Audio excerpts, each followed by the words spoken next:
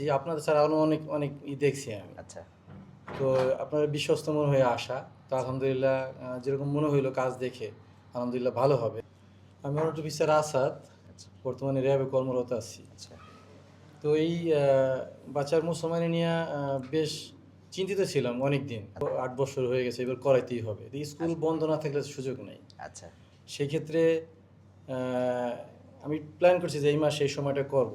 আচ্ছা। সেইভাবে ছুটি নিছি। কিন্তু গত ১০ দিন যাবৎ ওনার যা টেনশন, আমার এর থেকে বেশি টেনশন হচ্ছে যে আচ্ছা। আচ্ছা।